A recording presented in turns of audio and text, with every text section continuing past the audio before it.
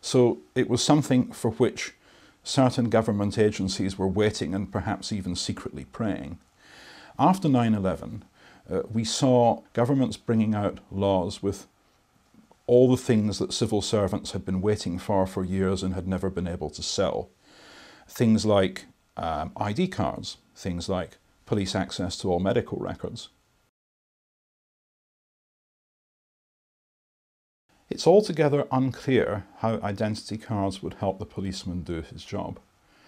Back in the 70s, I used to go and work in Germany in the summer because I could earn more money than in Britain when I was a student.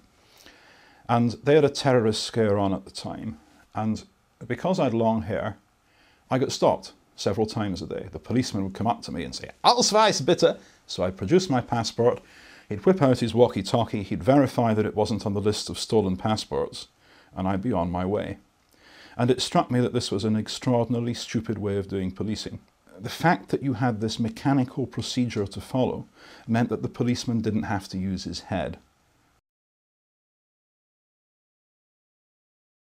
Continental countries that do have ID cards don't have this kind of online element. It's simply a matter of showing a piece of plastic and getting a service. Here in Britain, it seems we will be pioneers of the database state, and people physically will be tracked in very much the same way as at present your phone calls are.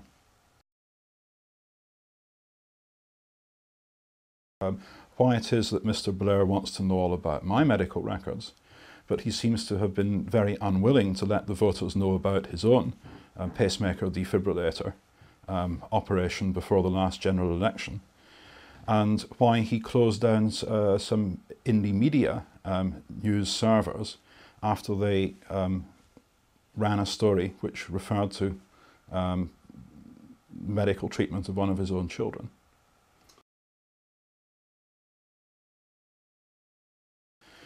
If you're a journalist and you do something that really makes the Prime Minister fed up in future, and if his spin doctor decides to get you, they'll be able to riffle through your medical records, through your partner's medical records, your kids' school records, your aunt's social work records from 30 years ago, your wicked uncle's police and prison records. That will all be there. It will all be available for smearing you and undermining you in the press.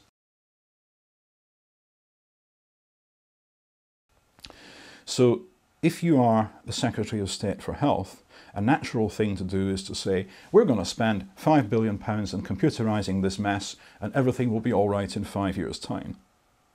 Now, in 5 years' time, it's somebody else's problem, right? You're either in 10 Downing Street or you're in the House of Lords. So there is a temptation to build large surveillance systems as a substitute for effective policy action. Policy action's hard. Giving billions of pounds to consultants is easy. The people who will lose out will of course be us as citizens, whether by paying more tax to pay for all these mad schemes or by the 101 little extra annoyances in life and by the changing culture of the relationship between the citizen and the state. I do not like an idea, the idea that it's the citizen who has to show his papers to the policeman. I prefer the British system, whereby it's the policeman who has to show his warrant card to the citizen. Right? We must never forget that we're the bosses and they're our servants. Sometimes I feel pessimistic when I try and figure out what direction things are going in and what sort of world we'll be inhabiting in 20 years' time.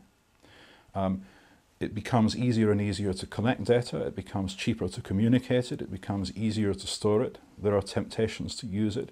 Where's the equilibrium going to be? What ultimately will be the forces that push back against government's desire to know everything about everybody?